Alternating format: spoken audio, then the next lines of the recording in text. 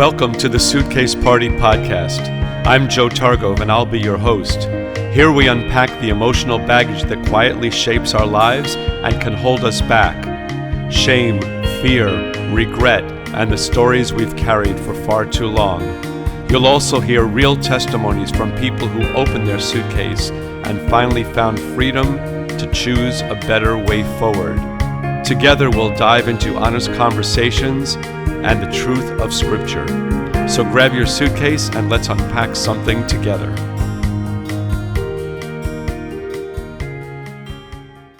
Hello everybody, my name is Joe Targove and I'm the proud author of the book, The Suitcase Party, where we have opportunities to delve into the things that people are carrying in their invisible baggage that we kind of drag through life from the time we're young all the way up to the time when we're adults. The purpose of the book is to give everybody opportunities to be able to open that suitcase and to examine the things that we've been carrying. Sometimes we know what it is, sometimes we don't until we talk about it.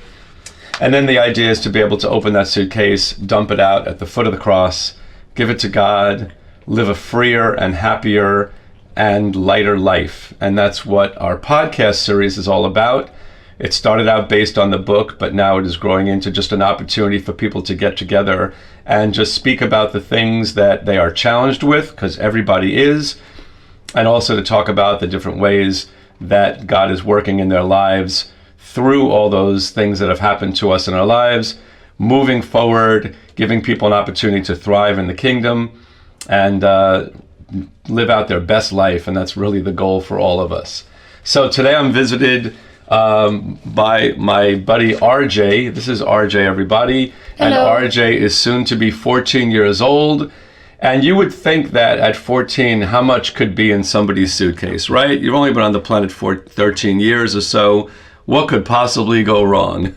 A lot. A lot. But things go wrong, and they go wrong sometimes at birth or sometimes even before birth when there are issues going on in family, physically or emotionally. There could be challenges that just kind of start the ball rolling in a negative way even before birth. But we accumulate baggage as time goes by, and RJ has been gracious enough and brave enough to come on the show today and to speak about some of the things that he's carrying. And hopefully by talking about it, number one, he can be a role model to other kids who are struggling with things, but also for adults. Adults need to hear what's coming out of the mouths of kids, because first of all, we were kids as well at one point, and we had baggage at age 14 too, maybe different from RJ's, but we had it. But the idea is that we need to be listening to kids more and to understanding the things that they're going through so that we can find opportunities to help them heal and lead them through things as best we can. So RJ decided to come on the show and talk about some of the things that he has been dealing with, and it's really brave to be able to do that, and it is no joke at all, but he's thought this through, and he's going to be sharing a little bit today. So the first thing I'd like to do is ask you, RJ, if you don't mind, just to kind of give everybody a little introduction to who is RJ. Most people see me as a thoughtful young man. Sometimes I see it that way, sometimes I don't, but that's one of my main characteristics. Okay, and what do you do as your hobbies and interests? I like to drum. That's actually one of my favorites. Mm-hmm. I like anything music. Okay. And I actually met RJ because RJ is taking drum lessons from me, and he's only been playing about 8 months, and he is quite good. So it's really impressive that he has that outlet, and he's so talented. So we're glad to have you, and it's interesting. You also have other hobbies, and you're very crafty, and one of the things that I notice is you will come into music lessons with origami or with all sorts of different things that you put together, Lego items and all sorts of cool things. So it's very impressive to see what you're going to do next. Yep. Yes, I love that. If somebody met you today, right off the street, somebody were to meet you, what would surprise people about your story of things that have happened to you in life? Because you present very nicely when you come in here. You're very mature, you're very open and articulate.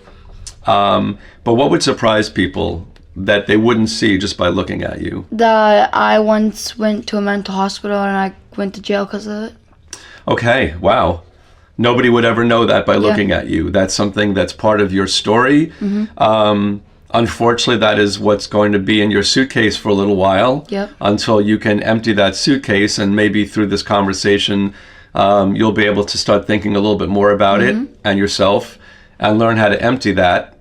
But can you tell us a little bit about what events transpired to get you to the point where you needed to go to this facility? I wasn't feeling too great. I had a fight with my mom and dad, and I asked to go to the hospital.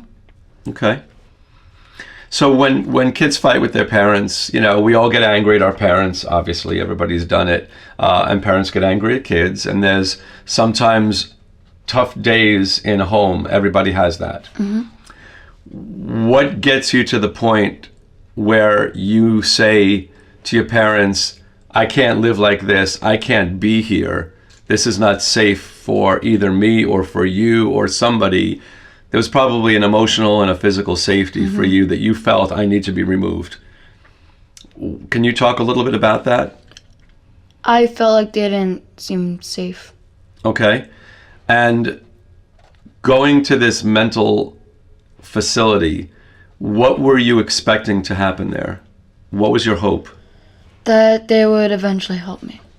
Okay. What was it that you think that you needed them to help you in? Just with family and my emotions. Okay, so getting your emotions under control. Do you feel that that's a challenge for you? Yes. Okay. Has that gone back a long time in your life?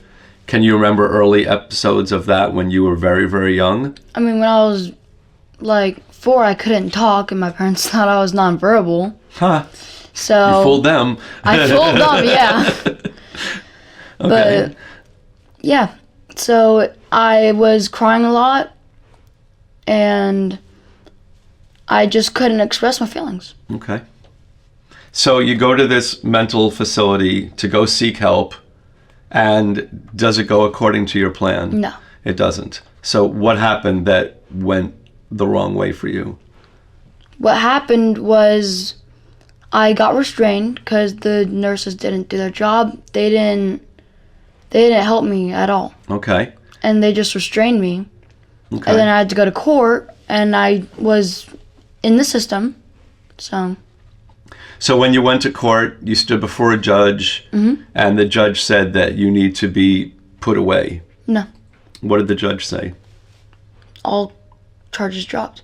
So they dropped the charges. Okay. So did you actually spend time in a jail? No. Or you could have spent time in I a jail? could have, and I was going to get a year or so. Okay. So probably because of the way things were handled, Yeah. they felt that your actions were justified at the time. So that's a horrible situation to be in as a kid. This happened when you were 13 or 12? 13. At 13, it's your first year in teenage years. And just to be put in that situation must have been incredibly challenging for you. And then I was going to tell my youth group, and I did, but then I felt instant regret because I felt like, what if they see me as a terrible person? What if they just don't want me there? You know? And then my pastor Lalo, he pulled me away, said, I know what you're thinking. You might think that people aren't going to care for you anymore because you did this. You might feel like you don't belong here at this church because you did this. But in reality, everyone belongs here. Everyone makes mistakes. This was a challenge. And through this challenge, you learned. And then I just cried. Because I thought he was definitely going to see me different than all the other kids. Okay. Which brings me to some really important questions. And this is not just for RJ, but this is for everybody listening out there. A lot of times when we're in a bad season and things have gone wrong, we feel that we are wrong. Yeah. As a whole, we have a target on our head and we see ourselves as just bad people. And like someone just, so we have a target on our head, on our forehead. People are mean because they purposely aim with the bow and arrow and they try to shoot. So what is the alternative? The alternative is you have two choices. You can either bottle everything up inside you, and that's a suitcase that you start to fill up with things. Eventually that suitcase is going to burst open and everything is going to come out in the wrong way at the wrong time. Yep. Or we can express it, we can pray on it, we can go to God with it, and we can ask God to remove it from our lives and help us to see ourselves the way He sees us. Okay? And it looks like that, as hard as that was for you, that's what you tried to do. When you did share all this with the kids in youth group, who was harder on you? You or they were? Me. You were.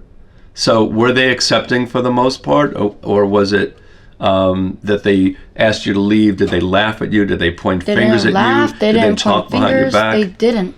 Okay. And they just prayed for me. Is it okay if a kid hears your story or a grown-up hears your story and goes, ooh, that's really sad. I'm really sorry that that happened to RJ. Is that okay that that happens?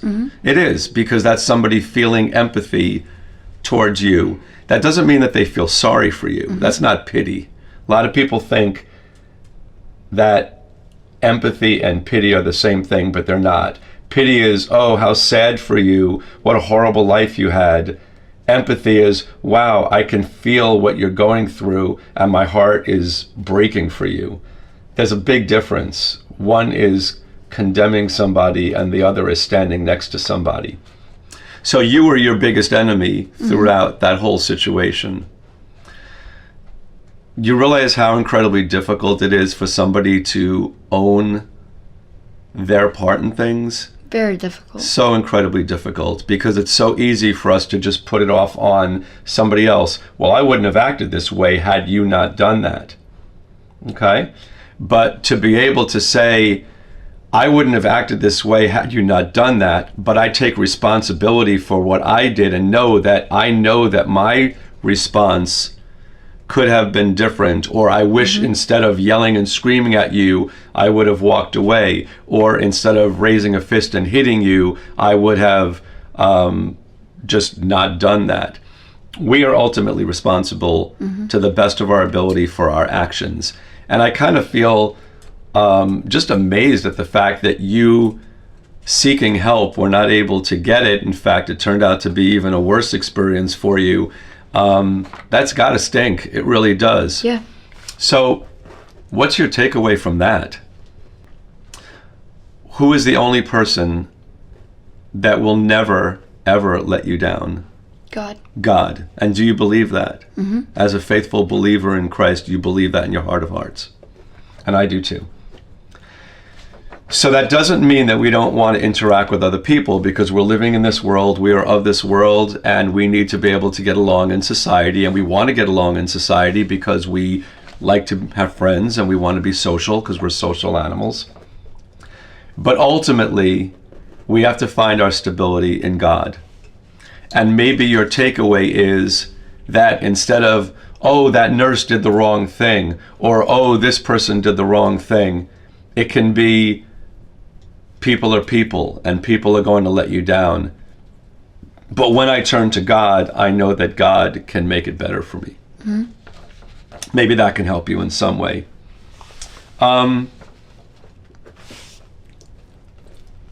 So where are you in the unpacking of your suitcase? Because you're young. And I hate to say it, but there will probably be more things in your suitcase as you get older. And the goal, hopefully, and I pray this for you, is that you empty as you go so that you don't accumulate baggage. But as baggage comes up, Yep. You can work empty it. through it, and you can be what we call resilient. Stop it, Abby. You can be what's called resilient, which means you're an overcomer. Okay? I was listening to a podcast this morning of somebody else's podcast, and they talked about what's called a growth mindset, where instead of wilting away like a flower that's just going to droop over and die, a growth mindset is you keep your eye towards the sun or God or being your best self, and you always try and improve yourself. So instead of saying, oh, this is my suitcase, this is my baggage, I'm going to live in this, the growth mindset says, I'm going to fight to overcome this. Yes. And in spite of the fact that I have baggage, I can still rise above it and make something good of myself. So maybe that helps you to think about things like that and pray on it. If you could open up your suitcase today here on this podcast and take one specific thing that you would like to open up and empty at the foot of the cross and be rid of, what do you think it might be? Probably the mental hospital. That example. Okay, so the situation isn't what you're carrying in your suitcase. And I'm going to be really honest with you because we're having an open conversation. The suitcase is not filled with that time period. It's filled with the feelings around it. So what is a feeling that you felt either there or now looking back at that time? Guilt. It's guilt. Okay, what do you feel guilty about?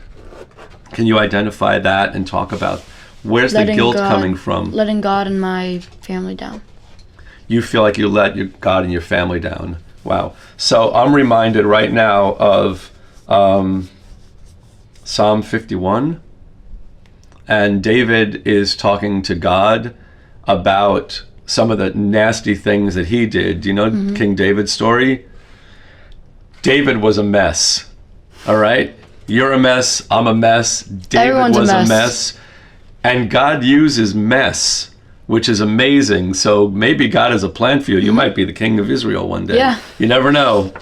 But he's so hurt. David is so hurt inside because he knows that he slept with Bathsheba, who he should not have because she was with another man. He had her husband killed. That's pretty bad.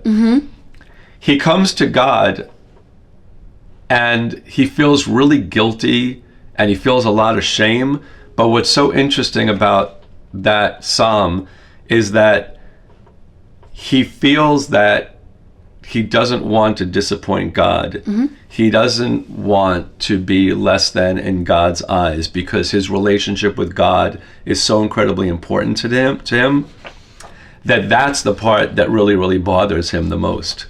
So for you, when you feel guilty and you feel ashamed of things that happened, are you thinking that you don't want to let God down? You don't want to let your parents down? Who is it that you feel, or is it just a combination of everybody? Combination of everybody. Okay. And that's pretty fair to say. I guess that makes the most sense. So one of the things I also want you to think about, and I want people who are listening to this podcast to think about, is that a lot of times when we have a tragic episode that happens to us, and for you that was a very challenging season, we start to generalize that time in our lives to who we are as a person overall. And we think that I was a mess in that season of my life, therefore I am a mess. But you're not. You had a messy season. You might have messy times. You might have messy moments. Your heart might be a mess at different times of your day.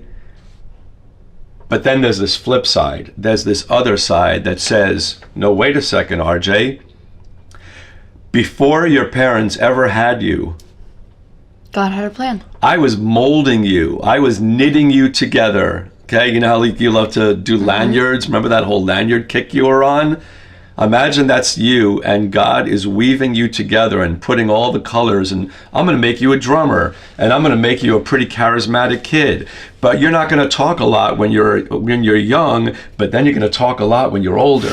And you're going to be angry here, But that anger is going to smooth out and become gentleness. And the way you were really hard on the people around you, you're going to be an incredible father one day, because when your kid is going through that same stuff, you're going to know exactly how that kid felt. And rather than get angry or upset with them, you're going to be the strength to help them get through it. And this is what God's doing, like knitting away at the tapestry of who RJ is. And a lot of times people forget, and they think that they carry around shame from something that happened, or they carry around guilt from a season of their lives, and they think that that's who they are. I'm just one big hot mess. And people even say these horrible things about themselves, and then they start to believe what they hear. You know, one of the just things... like my pastor said Wednesday, if you tell yourself a lie, eventually, when you keep on saying it to yourself, you will think it's true. And it's true. And I'll go one step further than that. You know how the enemy will come to attack you and wants you to feel separated from God, first of all. But the enemy wants you to feel bad about yourself and feel horrible, because when you're in that down moment, that's when he can come in and fill your head with thoughts. But here's how good the enemy is. You know who he sounds like? Who? You. He actually has the ability to mimic your voice. He has the ability to use language that exactly sounds like the language that you use. I wish I had a close-up on your eyes right now, because your eyes are big right now. And I wish we could zoom in, but we're a one-camera show right now. But yeah, the enemy has the ability to sound just like RJ, and just like Joe, and just like every one of you out there. And it will say things that you just think it's you beating up on yourself, or you just in a bad way. I'm carrying around a lot of baggage today in my suitcase. But the enemy knows how to speak like you and use the exact same phrasing, and he can copy you.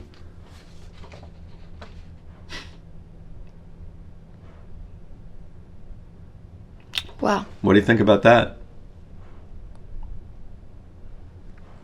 God's gonna get you, Satan. God already did. He already did, yeah. He's dust at our feet. Yep. Okay? And we just need to remember who we serve and who our attention should go to. But that's amazing to think about, right? So, I heard that you had a bad day a couple of days ago, and you were yelling and screaming at home and stuff like that, and you just had a really bad day. Next time you have a bad day like that and you start to hear yourself screaming, I want you to try as hard as you possibly can to stop yourself. Imagine yourself a robot, like an AI robot, and in your back there's this power pack that somebody could reach in and go, and all the wires come out like a sci-fi movie, and you're like, and you just stop. I want you to imagine that you have the ability, or ask God, or just stop yourself and rip out that power pack so that you could stop and recognize the fact that when you get that way, that's not you. That's not who God made. Okay? That's a bad day, and that's a bad side, and that's a bad moment, but that's not you. And it's so incredibly hard when you're in it, you know? Like, it's like drowning in the middle of the ocean, and instead of throwing you, you know, a huge life preserver, somebody throws you a little round lifesaver candy. It's like, here, grab onto this, you'll be fine. But no. But that's what it feels like when you're in the middle of it. And I know, because I've been there. I was an angry kid too. And I acted out very similar to the way you did, lashed out all the time. But when I was yelling at my mom, and I was screaming and yelling and enraged at home, it had nothing to do with that moment. And I don't know if you can recognize this yet, but when we are acting out in a certain way, we call it some kind of way down here in the South. When you're some kind of way, it rarely has to do with the fact that that situation is going on in the present. So sometimes when we just feel not good enough, or we don't feel worthy, it just takes that one moment for somebody at home not to listen to us when we want them to listen to us, to trigger us back to times in our past when we didn't feel worthy, or we didn't feel listened to, or we didn't feel loved. And it comes out at that moment, and we react to the people in our present, but it has very little to do with that. Not that that's not bothering us at the moment, but why is it so big is the question we need to ask ourselves. Not about that moment. It's about all the things that happened before that led up to that. Okay? So when you get angry at home, and you do a lot, okay, what are you feeling as your core emotion at that time? Anger. Okay, where is that anger coming from? My head. Okay, I'm a big believer that anger is not an emotion. It's an emotional response to something else. What are you in pain about at that moment? Wow. A lot of things. Well, when you get angry and you lose it, RJ, and you can be verbally and physically a tough kid to be around, what's behind that anger? A lot of things, to be honest. Pick one. What do you think would be one that you could speak about? I don't really know. See, so then now you know the work that you have to do. That's your work. Okay? When you leave here and you go through the rest of your day and you're like, man, I get angry real quick and I'm harsh with my words and I'm harsh with my body. Okay? What is it that really feeling that's causing that? Anger and lashing out is not an emotion. It's a response to other things. When somebody comes home from work, I'm going to give you a story. Okay? Husband comes home from work after a very long day. Wife has a whole list of things she wants to talk to him about. He just needs 15 minutes just to go take a shower, not talk to anybody, decompress from the day. And he says, honey, I can't hear you right now.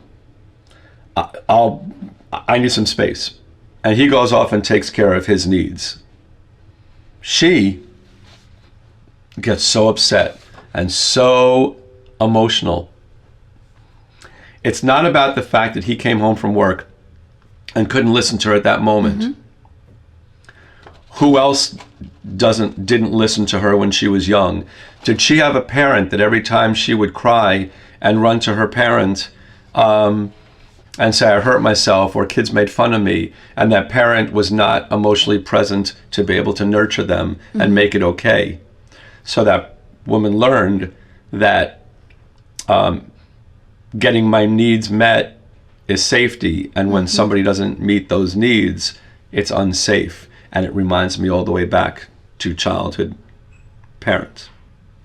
It's big. So one of the things that we all need to do is we need to think about the behaviors that we express and what's behind all those things leading back. And those are the things that we want to be able to rid ourselves of. I'll give you a personal, because you're sharing a lot, so I'll share a lot. When I was a kid, my mom was a very angry woman. Had more to do with her suitcase than her present, and goes back all the way to her childhood, and I understand that and recognize that. But because of that, she could lose her cool at the drop of a hat, and we never knew when it was going to come. Because of that, we grew up always on the defensive. When is she going to lose it? As an adult, you start to play that out in your adult relationships, because when things are going well for you, when is the rug going to get pulled out from under you when you least expect it? We call that being blindsided. Yep. Even now as an adult, I like when things are consistent. And when I get blindsided, it sends me into some kind of way, not necessarily because of that situation, because I can isolate the situation in the present and feel like it's just a moment. But it's all the things that it represents going back. So your challenge, RJ, and I really would love to talk to you more about this, even off the podcast, is what are all the things that are going on in your head that lead up to the anger? Because it's not the anger, it's all the things leading up to it. Yep. Do you feel that you're not worthy of people listening to you or getting 100% of people's attention? Well, realistically, when you're in a good place, you know that I can't always get 100% of everybody's attention. I'm just one part of a family, and I'm not, I'm not 100% of this world. So we know we have to step back and know our place. But when you're in the middle of it, that's when it really starts to build up and grow. And that's the enemy talking at you. Okay? And the enemy knows how you yell and scream. So you're going to be thinking about that one for a while. So one of the questions that I love to ask people is that if this podcast were a little bit different, instead of me sitting here, you had the incredible pleasure of sitting next to Jesus. And Jesus said, what is something that you can give me that I can carry for you so that you don't have to carry it alone? What's a feeling that you can give me today to carry for you so that you don't have to carry it? Sadness. Sadness. Okay. Well, we're going to pray for you for that so that you are not sad. Okay? Oh, your little service dog just sighed. Yep. This is Echo down here. She's off camera, but she just sighed when he said sadness, and I think that is just so incredible. Because she can tell, like, when I'm sad and mad and all this stuff. Yeah, my dog can. She just wants treats and attention. But yeah, so we're going to pray for you with sadness. And in the meantime, what I would love for you to do walking out of here is to look for every opportunity to find joy. As hard as it is, sometimes we have to fake it until we make it. And I want you just to kind of walk around like you are the happiest kid in the world. Even if you're not, fake it until you make it. And if you don't have a reason at this very moment to be sad, are you happy that you're on this podcast? Do you feel special that you were selected to be on it? Yes. Do you feel that you're going to make a difference in people's lives? You will. Are you sad at this very, very moment? No. You're not, because we're engaged in something very positive. Okay? 2 hours from now, you might feel sad. But right now, if you don't have a reason to feel sad, enjoy your happiness and stay in that. And when you start to feel those sad feelings creep in and they're talking to you in your head, know who it is that's talking to you. Satan. And say, you know what? I'm not going to listen to that right now. I'm going to think about the podcast that I did with Joe, and I'm going to think about other ways that I can reach people with my story, because you have a good story to tell. And hopefully it will help other people to be able to be brave enough to tell their story. Okay? But in the meantime, we're going to pray for you for sadness all the time. And we're going to pray for everybody listening so that whatever it is that you're carrying inside your suitcase, you will find the strength and the ability to take that suitcase, open it, and leave it at the foot of the cross. If this podcast was interesting to you or helpful in any kind of way, please shoot me an email at joe.blueshark@gmail.com. Please look for me on Facebook. We have a Facebook page called the Suitcase Party Book and Podcast. We have a YouTube channel that this video will be up on. We're also going to be up on Spotify podcasts, Apple Podcasts, Instagram. We're going to be putting up a lot of video clips, little shorts, and just trying to get the word out to people. But if you feel that this was helpful for you, reach out in some way. Let us know. If you want to pray for RJ, you can do it in the comments. I'll make sure that he reads everything that was given to us, because it's nice to know that people are praying. And if you need prayer or you need some support in any kind of way to help open your suitcase, there are a lot of people out there who are willing to listen. There are Celebrate Recoveries. There are great church leaders. There are good friends out there. You don't have to tell everything to everybody, and that's an important thing to think about, that you don't want to actually just completely dump it out to people that are going to use it to hurt you. But use discernment, think about it, pray on who are the right people, and ask God to bring you the right people if you don't have them right now, and He will. So we hope that this has been a helpful and healing opportunity for you. We thank you, RJ, so much. You're a good man. I see the best in you, and I want you to see the best in you as well. And we look forward to our next podcast, which we will start to film early next week. So everybody be blessed and have a great day.